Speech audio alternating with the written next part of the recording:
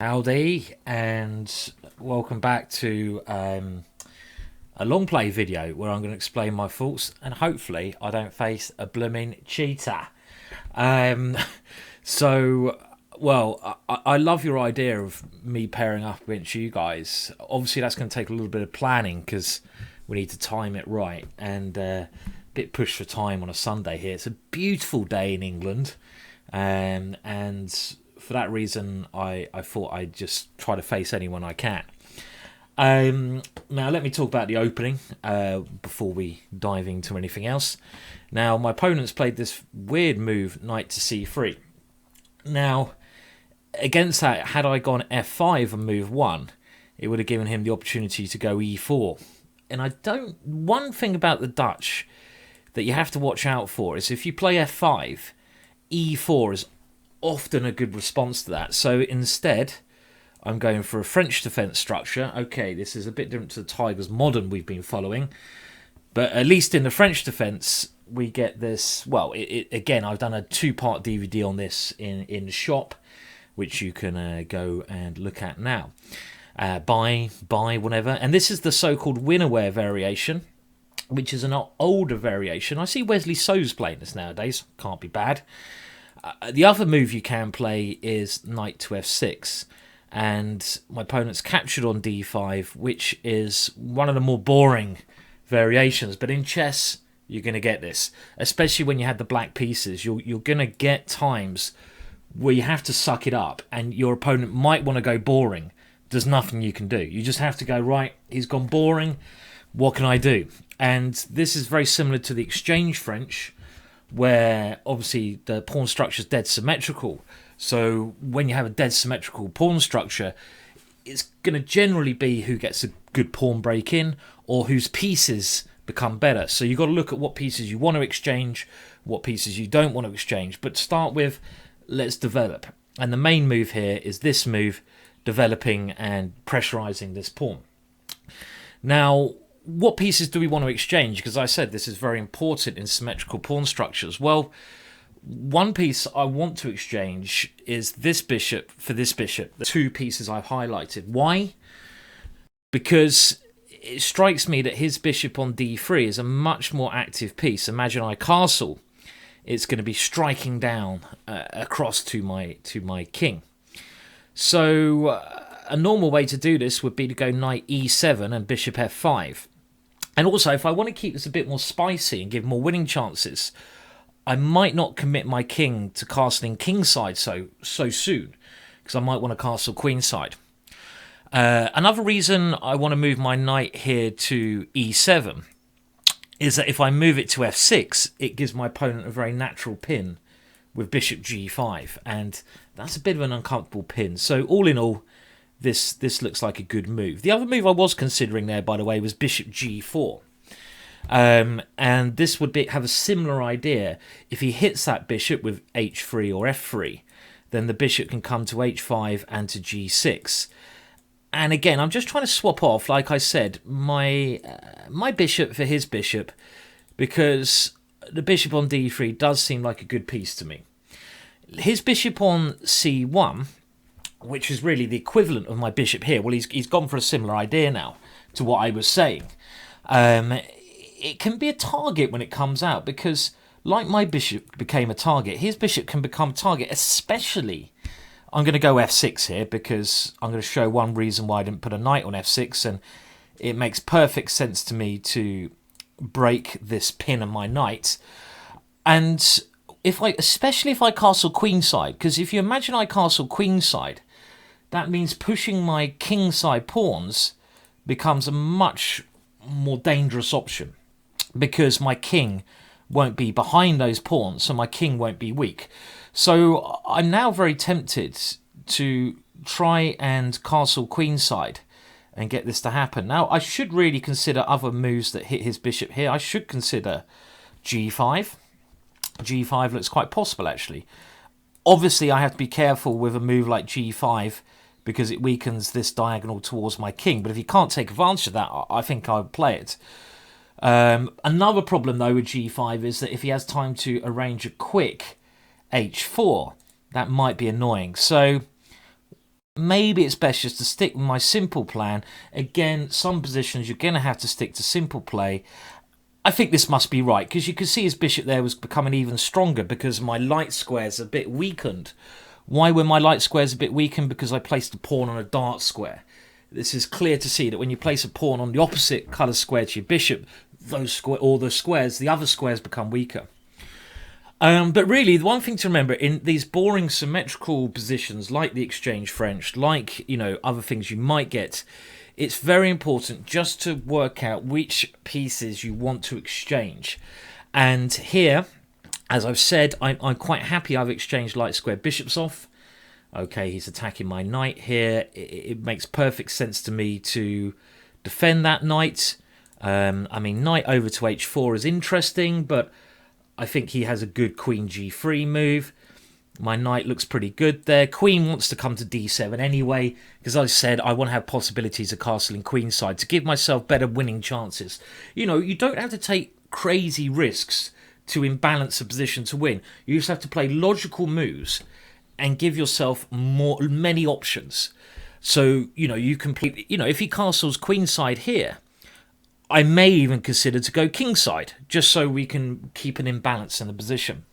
I probably won't though. I probably will be going queenside most of the time, because I like my idea of going g5 and h4. This gives me a space advantage on that area of the board. But the most important thing is I've swapped off this bishop. Of course, this position is still equal, but when you're playing black, a good little tip is, you're playing black, you might be worried of falling into these rather dull positions. Okay, first of all, before we talk about that, we have a decision to make. Now, do I exchange my bishop? Now, if I exchange my bishop, I'm obviously not worried about pawn takes, because he will ruin his pawn structure. If knight takes, I'm assuming I can win a pawn. So you'll have to play queen takes then. And even then, I quite like my position, actually. I mean, I could move my bishop, but I'm a little bit worried his knight coming in here. I'm going to keep things simple, because I think I can actually get a slightly better position by doing this move. Now, this is, keep it simple. You don't need to overcomplicate. But again, the things, he's gone pawn takes. Well, that really does quite shock me. Because now his pawn structure is ruined. And one thing that I know about this structure, this square now, is a great outpost. For example, I may even come in here straight away, and that would dominate the whole queenside when my knight gets there. But now I don't obviously want to castle queenside, because I'll be walking into an open b file. Now we can just play more positionally, because structurally speaking, I'm a lot better. So do I want to castle first? But the only thing is, I don't want him to play c4, because that will straighten out his pawns. And if he goes c4 after castling, oh no, king f8. Oh dear, Simon, you are a fool. Oh no, that is, oh dear. Such a nice positional game, and then I go and do a ridiculous move like king f8. Okay, well look, it might not be the end of the world. It's a mouse slip, but it's not a drastic mouse slip, because the position is not so dangerous for me at the moment. Okay, oh god, enough of that. Anyway, I'll go over at the end of the game. Lessons can be learnt from this. Be careful with the mouse is one important lesson. I mean, what the hell was that? Okay, anyway, but let's just stick with my plan, because I can get away with wasting a move, because it's quite a closed position, and there's nothing immediately, I'm not in any immediate danger. So what I've done here, this is a very typical idea to place a knight in front of your opponent's double pawns.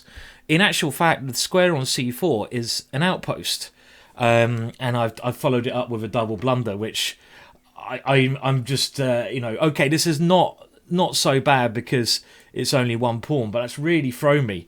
I should have seen this bishop takes here. I was going to spend a bit more time on that previous position before I played it, but okay. So even though I've lost a pawn here, I still have good positional compensation with a very strong knight and pressure on the c file later on. So I'm not going to panic quite yet. Now, first of all, I could now consider, okay, I'm a pawn down, but I do have the c file to attack. I don't think this is too bad for me at all. I think I have good positional compensation. Now, I'm just thinking if I want to go g5 here. I quite like g5, actually. my idea would be to go push Harry and trap his bishop, and also control this square. I mean, let me try this one, because if he goes f4, I can go g4, and then he's got a pawn on the f4 square, meaning he can't put a piece on that square. So I think this is okay. And positionally speaking, even though I've lost this pawn and I've mouse slipped, I've stuck to the right principles of getting rid of his good bishop. I've got my knight to a fantastic square. I'm maybe even going to control both areas of the board. So I don't think I'm even worse here. I don't think that. And my plan here is to advance on, try to control both areas. So push Harry. And, of course, maybe just get my king off that ridiculous square. And then later on, I can use this open C file that I had over here to place some pressure on him. Okay, so what's his idea? We always need to think what our opponent is planning. Is he going to take here potentially and then take on f5? Remember, I kind of fell for a trick like that before. I mean, I might be okay there. I don't know if I need to fear that. Sometimes you can let your opponent play these ideas if you think they're just bad. And I'm not too sure that idea of his would be good. So, I mean, another idea is just to go b6, but I don't want to waste a move unless I have to. So, if I go king here, let's say king to this square, rook takes b7, queen takes here. Do I want to allow that? You know what? I'm not going to allow that. I don't think I'm going to even give him the chance to get any kind of play like that, actually. I mean, you know, I say wasting a move as long as I don't let my opponent get any constructive planning, and because now I also have the opportunity to take that pawn. I don't want to rush taking that pawn. I mean, I could have grabbed that pawn, but I'm in control of the position. Okay, so if he moves pawn here, then I will take the pawn. Let's just move my king off the back rank, because I think, you know, it's just going to clarify the position a little bit. It connects my rooks and it just consolidates things. You know, it's a super safe move. I maybe could have pushed Harry straight away, but I like the idea of my king just controlling some extra squares like g6 in case his queen ever tries to come in. And again, I'm constantly thinking what my opponent's trying to do here. If he pushes his pawn, I think I can just go knight takes pawn and then move my knight back. Can he get his knight to any good squares? No. This is one thing I mean to stop. Now, the plan I had against this, I'm going to stick to it, is to go g4. Why have I done it like this? Because now he can't get a piece to this square. I didn't want to allow a knight to this square. This pawn doesn't want to be on this square. He's actually weakened himself by playing this move. Okay, so what's he going to try to do next? We should always constantly thinking. Well, he wants to move his knight here.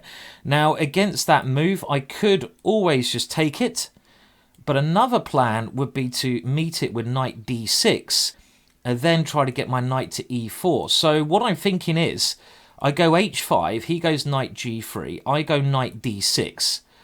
And then, given a chance, I will play h4 next and move my knight back in, because he's a bit more cramped than me, so I don't want to exchange pieces. So let's just see if this... I don't want to fall for any tactics. Got to double check. This is one thing I didn't do before. Pawn here, knight d6. Has he got a rook e1, h5, any tricks there? Because my king's a little bit open. I want to be a little bit careful there. I think my pieces control everything. I think I'm quite happy with that position, so I'm going to go for it. I'm going to go for this plan. And, of course, if I'm given a chance, I'll put my pawn on h4, because that will cover the g3 square, and that means he won't have that square available to his pieces. So I'm going to stick with my plan, and my plan is to go knight d6, and I want to play h4 and then bring my knight back into one of these two squares again. So I'm hoping... This was the position I was a little bit worried about, because if he had a good move here, you know, if his queen could get in. But remember, if he had this light square bishop, he would have, you know, much more dangerous things. But I managed to swap that off. My knights are controlling some great squares. I've spotted another outpost here. This is another problem with pawn pushes. Every pawn push creates weaknesses. He's pushed his pawn to f4. That means he can't control e4 anymore. And, of course, my positional idea, like I said, well, I'm going to continue with it now, is to play h4. And then I'm going to decide which square my knight comes into, as long as I haven't fallen for some tactic. You know, I was making sure he had no rook e7 tactic here, anything nasty like this, but I think my knight covers this. So I forced him back. This is clearly going well. And now, well, I think my knight wants to come into this beautiful square. I mean, I could even go for a queen exchange here. This is not ridiculous.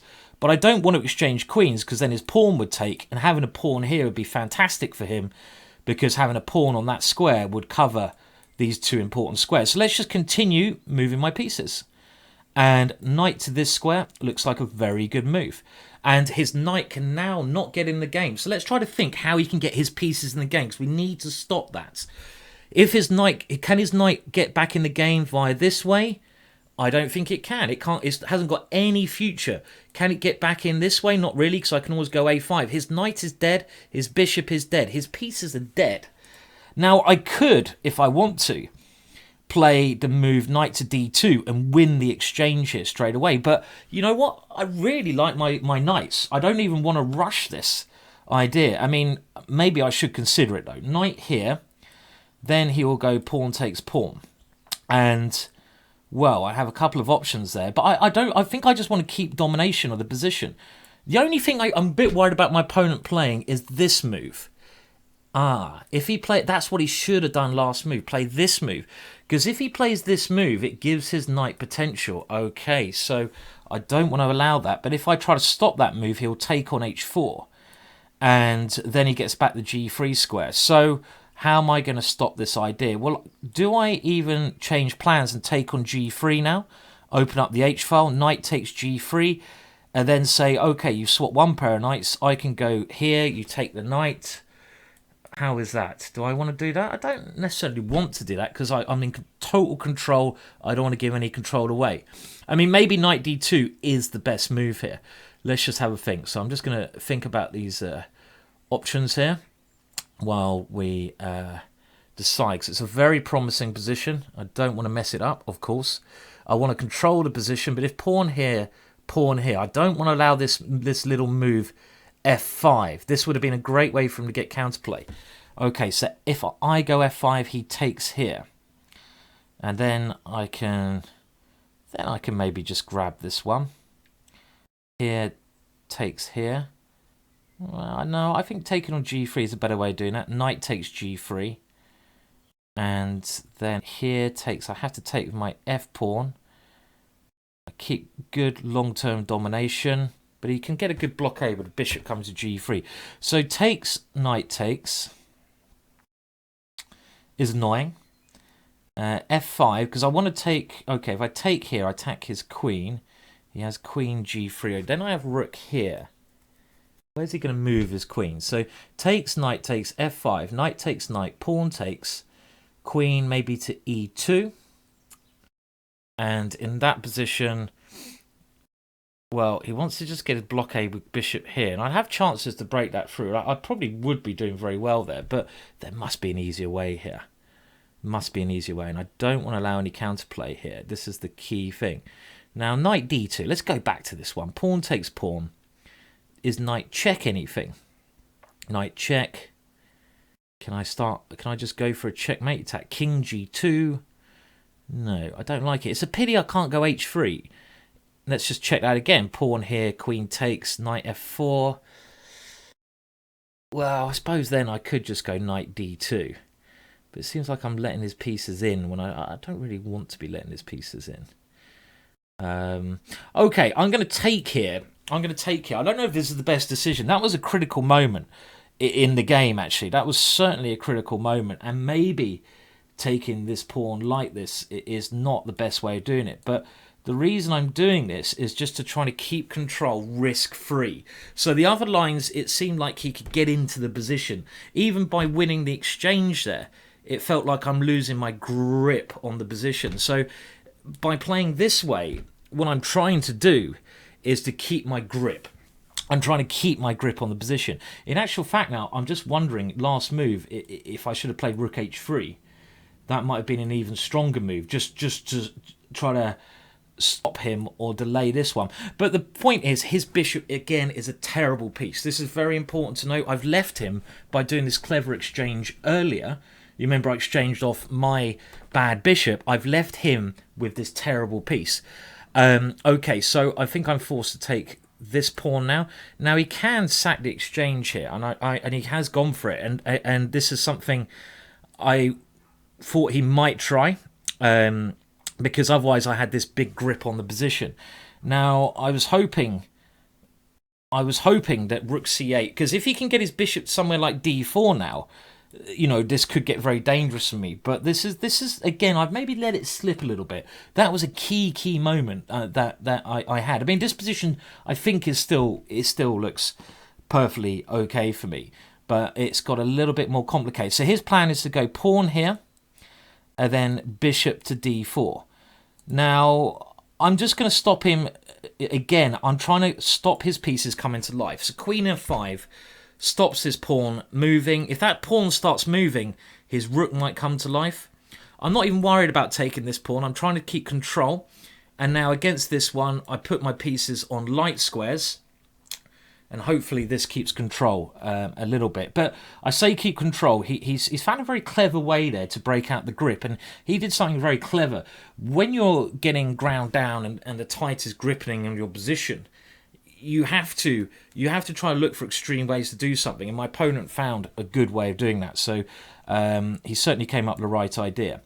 And now it's a little bit messy. I mean, I should still be better here, but it's a bit messy. I've got to watch out for this pawn. I've got to watch out for his queen somehow getting in. It can't get in at the moment. So he has played a good idea. He's pushed this pawn. Now, you know, I would like to just stop that pawn, or can I get my own ideas going? Can I now turn the tables and just start an attack? g3 takes, rook takes, king to f2. Queen takes f4, king to e1. Check here, king f2, check here. Takes, queen takes, pawn takes. Looks like it's winning. So I'm just going to double check that. g3 takes, rook takes, king f2. Queen takes f4 check, king here, queen to this square check. Endings I'm okay about. I'm exchange up. I should be able to pick up this one. If he goes king f2, I've got rook here check. Yeah, I like this move. So I think it's time to start really trying to go for concrete moves here. And this is a concrete idea. Okay, so he hasn't even looked at those possibilities. And now still quite complex. If I go rook takes, he takes here. If I move my queen, he's going to go pawn check. Now, what about if I move my king somewhere with the idea of going rook to g8? Let's do that. My king can also maybe help me cover this pawn if it gets dangerous. So this will give me the option of going rook to g8 in some variations, which will bring another piece into the attack. And now I'm threatening to take on h2. I'm definitely threatening that. He should be thinking of playing a flick like d7. It's getting very tactical now, but I'm the one who's pushing here. And of course, my idea here is just to go rook g8 and to come through with him. So this should be very good, but it's tactical, so we've got to double check most of our variations. I realise my time has slipped somewhat as well. So let's have a look. So pawn here, rook g8, d7. I can just always go queen takes d7, can't I? I think I can always go queen takes d7. Okay, so he's gone here, and of course I continue with my plan of going rook here. I have to continue with this plan. And now he can try defending with some move like bishop f2. This is a way for him to try and defend. Can I go e3 then? This is where I said it could get extremely tactical. e3, and then he has some move like queen b7 check. Where do I move my king to remain safe? That's the problem. My king is a little bit weak there. Gets very tactical. So okay, well, I can go. He's gone. He's found this move. Now e3 would be the move I really want to play. e3, because then if I'm using all my assets, then the e3 might even be able to go bishop f1 there. The other option is to go for rook here and just go for this one here, or queen here and just try to mate him like that. So can he run away? That looks quite strong. Rook h1, rook moves like rook e1, queen to h5. Is that actually mating? Queen to h5. Check king here. He's coming out to e3. So e3 check. I have to go somewhere like king g6. Not entirely happy with that, but bishop here then should be good for me. I've got e2s. Looks very dangerous, but it's very messy. Let's go for e3. But this is something I'm not 100% sure with, because I allow his queen options of diving into my position, but it does. Okay, so I have to go here, otherwise this is the only square my king can go to avoid any follow-up checks, hence why I put it on this square. Any other square he would have something like queen e7 check, even some checkmate like queen e7, so I had to calculate this one first. Now he might even be able to take this pawn. It's not under the roles of impossibility. And then I can take here king to this square, whose king is weaker here. It could be a hunt. He has taken it. Right, I really need to calculate. I mean, another move I have got is just queen takes here, threatening mate. But, taking a pawn with check looks tempting. But both kings in a lot of danger. Now, king to this square is very interesting, opening up this one. Has he got any checks if I move my king here? I feel like I need another piece in the game to mate. Now, check here, check, king takes here. King f5 check. He has to go king here. What about king here check then? King here check, here check. Fucking hell, this is complicated. Excuse my language. Hope you didn't hear that. Check. Sorry, it requires calculation here.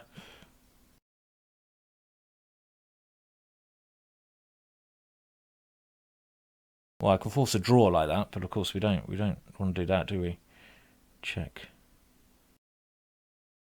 Where can I move my king? Check. Can't see more than a draw there, so. Sorry, it's just pure. Sometimes in chess, it's pure calculation, so that's something I need to just really work out here at the moment, when I'm reasonably short time as well. His queen on b7 is very annoying at defending everything.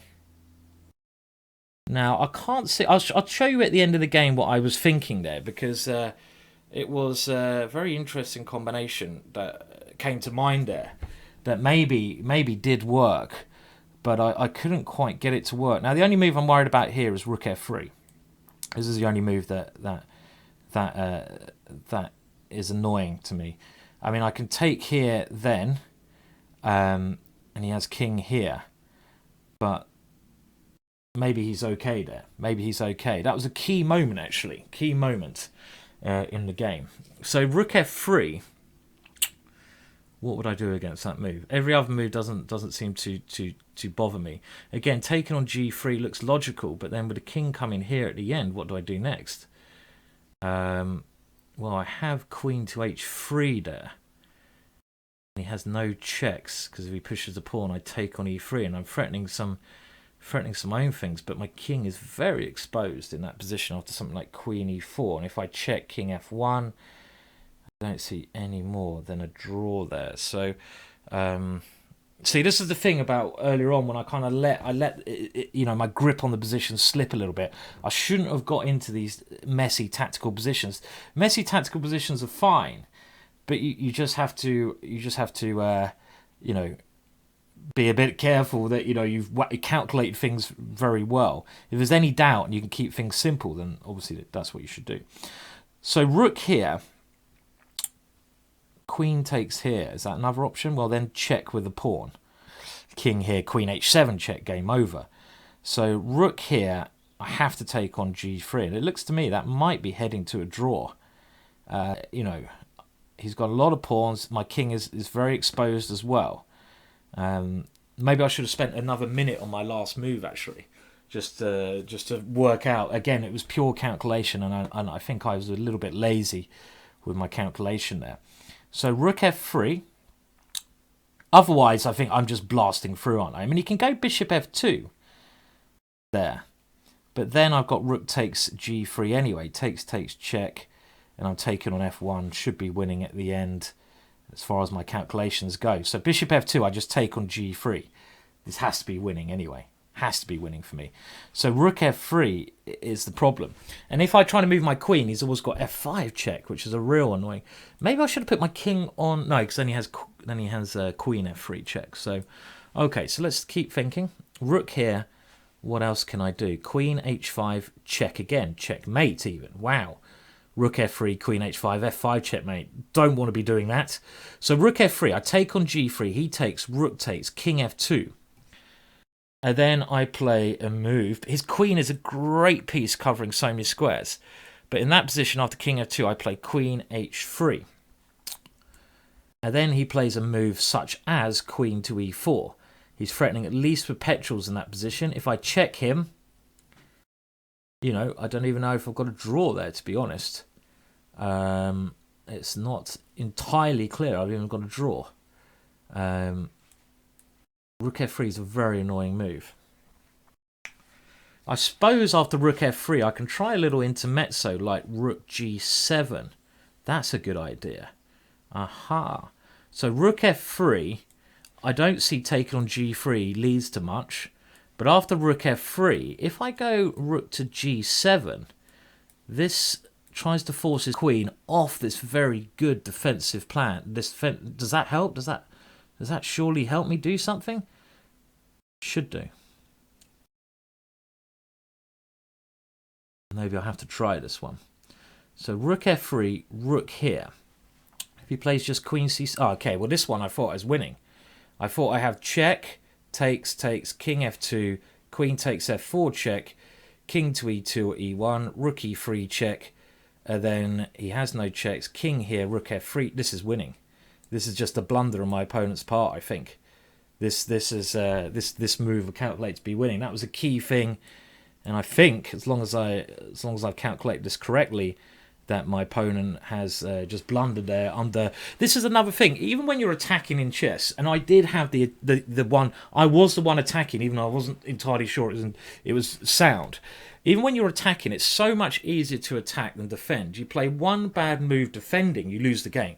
That's what my opponent has, I say, done here. Now, just got to make sure he has no checks. No, he has no checks. This is the other thing of putting my king here. His queen can't check it, actually, which means I don't have to worry about any perpetual checks. So that's the other thing. You know, when you're doing attacks, it's so much easier to attack than defend. So even if your opponent can defend it, even if the computer says it's easily defendable, actually defending it is much harder. And I think now my opponent is well, as we can see, in serious trouble. And another little thing I had to see, if king here, I've got rook f3 check. This is the point which we might as well check to see if there's a better move. I don't think there is. This is the move which I was relying on to win the game. And actually, this is now going to be mate even, because I'm going to take things with check. I'm going to take, the rook with check, or my queen's coming in. I've got the initiative. Very interesting game, though, and not a very. I'm going to be honest, not a particularly great game for myself. My opponent rolled the dice at the right moment. We will go back and look at the critical moments, because another tip for you guys, okay? How do you get better at chess? You look at your losses and you try to improve. You look at your wins, you try to improve. So how do you go about doing that? Well, let me show you. If I wanted to improve my chess from this game, I'll tell you how I go about doing it, because this is what you should all be doing at home.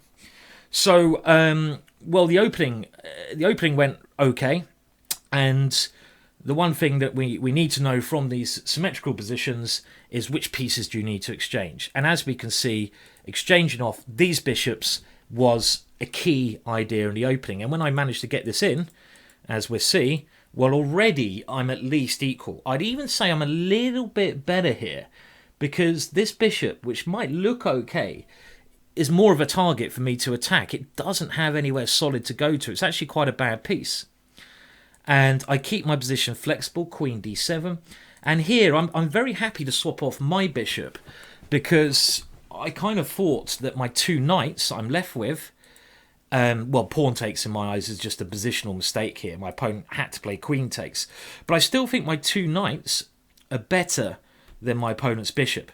You know, or bishop and knight. I mean, this bishop is rubbish. Like, I'm going to go g5, I'm going to go h5. It's a target. But now, well, this was a horrible error on my part here. I mean, I was discussing things whether I could castle. And what I was trying to calculate was castling and c4 as one idea.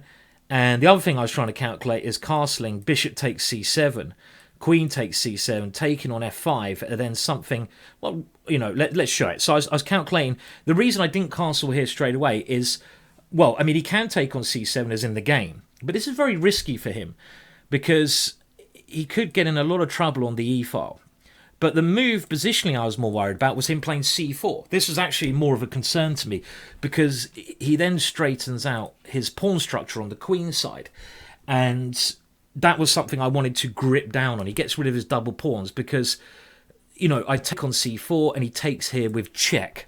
So I don't have time to whip off the pawn on d4.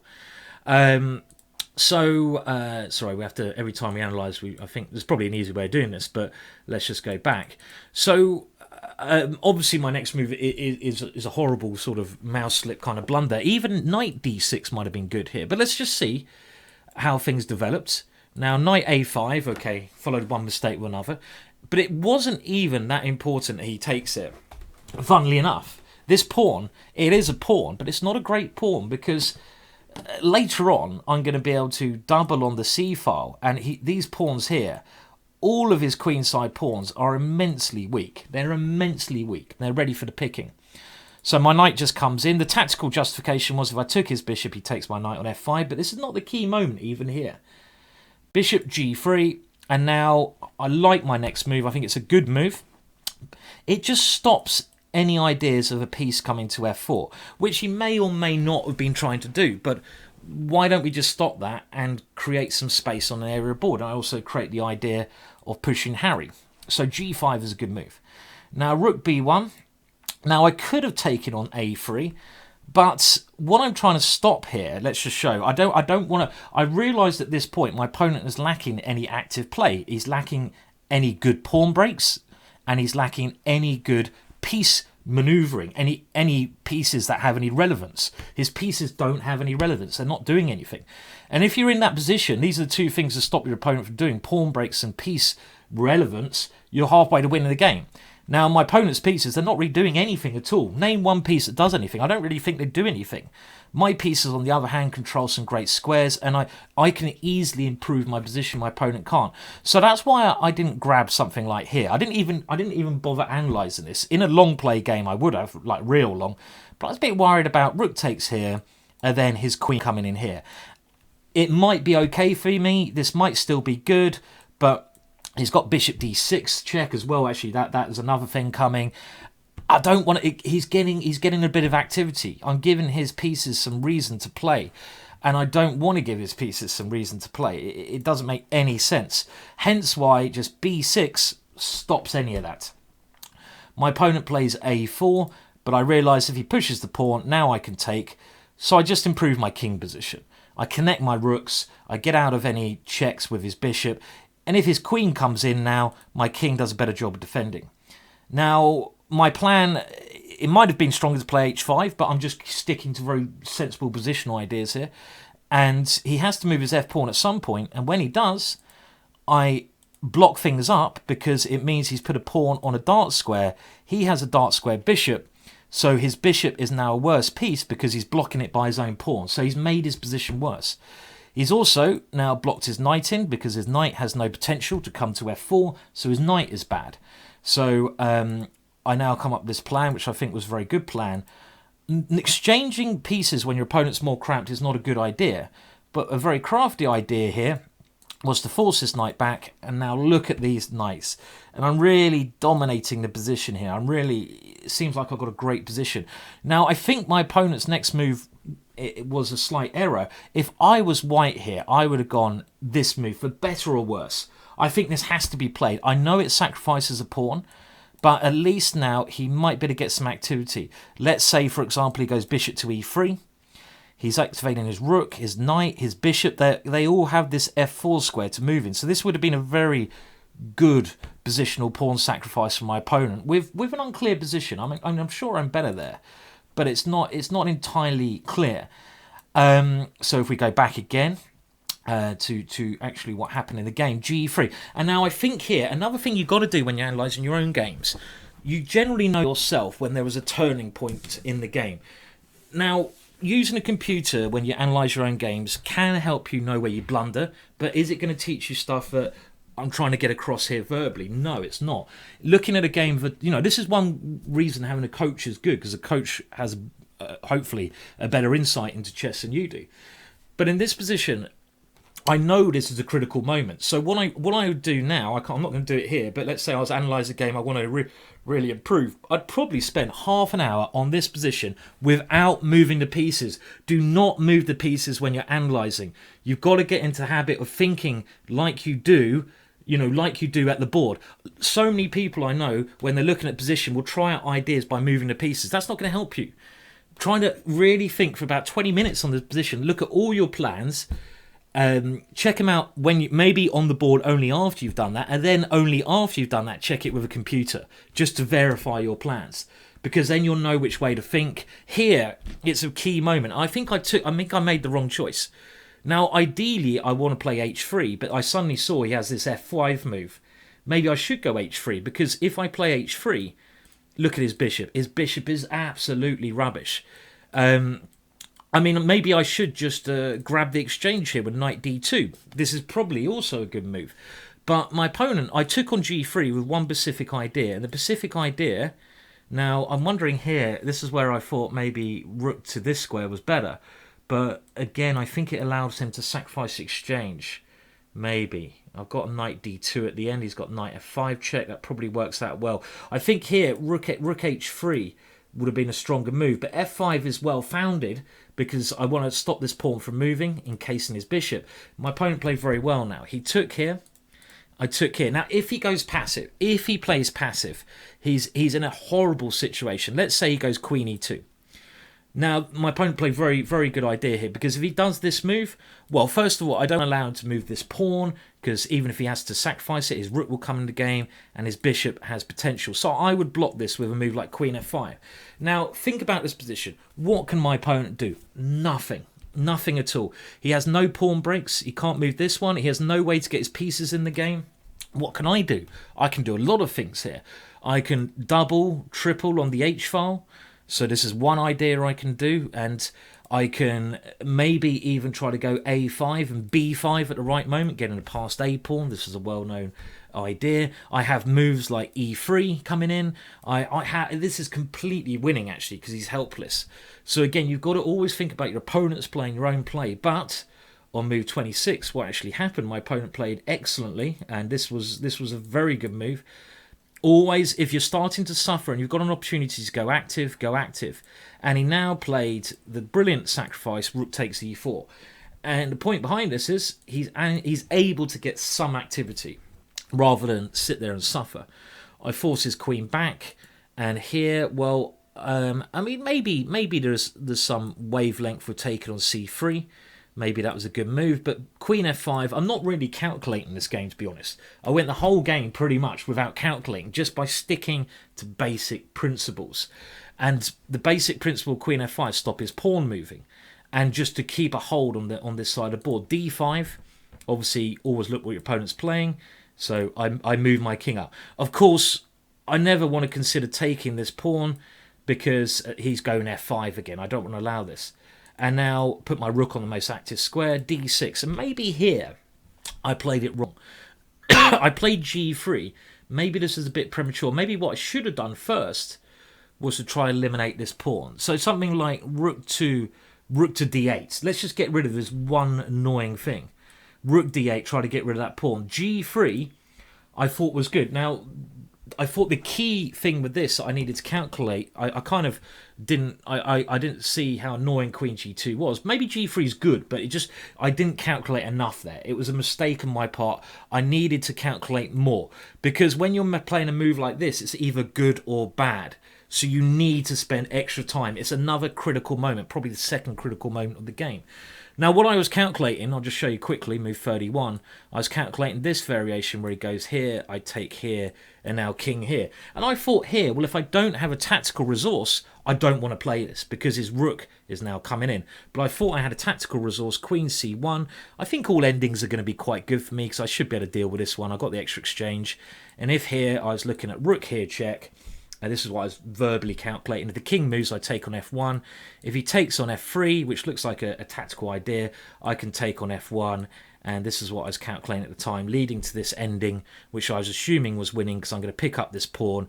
Probably a winning ending. It's very close to be winning. So after the move g3, my opponent played the best move, king g2. And here, well, I mean, I don't see anything immediate with my three pieces that are acting, so I've got to look at what pieces are not doing anything. Well, the rook on c8, how do we get that into the game? Maybe my king went to the wrong square here, because we saw that my king came here and it came back. Maybe here I played a very key error. Maybe, again, I was moving it the wrong way here. Maybe I should have just gone king to h6. King to h6 may have been winning straight away in this position, because there's probably no way he could stop my rook coming in, and my king avoids all checks here. So king f7 I feel is a mistake, because when he took here rook g8, which looks very strong for me, he goes bishop f2. And in actual fact, this is not so easy to break down, but I've just seen another idea here which I missed at the time. I was looking at ideas of trebling on the h-file and going here. But I thought if I do this, so one line I was calculating here, I'll just show you my calculations of rook here. And I have a simple plan of going here, followed by checkmate. But I thought you could go something like rook e1, and when I go queen here, queen takes e4. And I couldn't see a mate here, because if I check, and I check again, I looked at this position, and I thought, oh, well, if I don't have a win here, then my own king is getting mated. So I didn't like this. Could there have been something better in that combination? Possibly. I needed more time, but the time I had, it doesn't work. So e3 makes a lot of sense because it makes his bishop bad. But there were key moment really. Well, bishop to this square was interesting, but probably his move was better. The key moment, I believe, was around. Okay, well here, first of all, this is key moment number 1. Now, here, maybe there's a win. My instinct, what I wanted to play, and this is what I spent maybe a minute or two on, I was looking for the forcing moves. And now in a real game, when you get to a tactical situation like this, you've got to get rid of your positional things and just think concrete. And the first thing I was doing, and I eliminated this from the process of elimination, but the first thing I considered was rook takes g3, king to f2, and now queen takes c2 check, giving up my rook. King takes g3, and now I was looking at king moves, giving a check with my rook, but I couldn't see more than a draw here. It was a very weird position. For example, I wanted to play king here check, and the point is if king f3, queen to g2 check, picks up his queen on b7. So he can't go king h4 because of queen h2 checkmate. So he has to play king to this square. And I saw here, this is where I said I saw a draw. I have a draw by check, check, check, check. But I couldn't see a win because his queen does this excellent job of controlling this square. Now, I don't think there's a win here. I think it's only a draw. Now, just going back a move, actually. Does my king therefore... I think, oh no, it can never come to h7 with check, can it? But am I winning? I think I'm winning here. I found the wrong square. You know, I looked at this square for my king. I looked at this square for my king. I looked at this square. But now looking at this position again, I think king to f6 is winning. Why?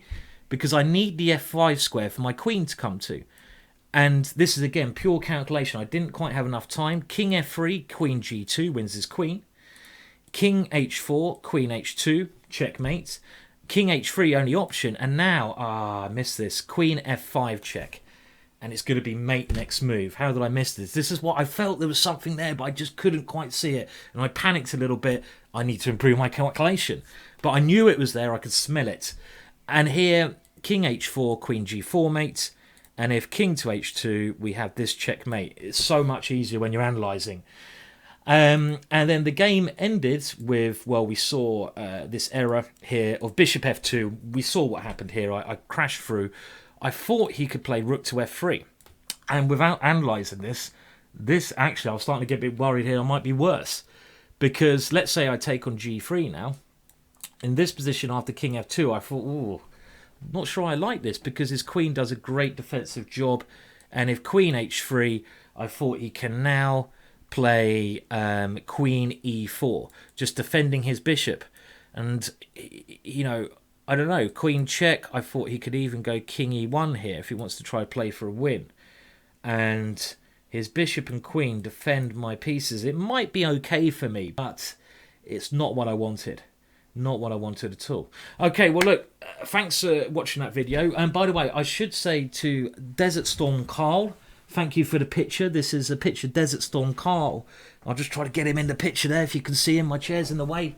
Wrong way, chair. There is Desert Storm Carl. Hi, Carl. And this is him with a massive redwood tree. So thank you for sending me this picture, Desert Storm Carl. Very kind of you. Keep sending your pictures in. I will use them as a backdrop. And thank you, Desert Storm Carl, for that. Got a lot of emails to answer and messages. I'll get around to them soon. But I think that's enough for now. By the way, if you go to the Full English Breakfast, I gave a link to that in the last one. You can now, only by watching that, find a discount code that you'll be able to use in the GingerGM shop for a limited time. So go and check that out if you want to get some GingerGM stuff cheaply. Okay, thank you very much. And I'll be back with another video soon.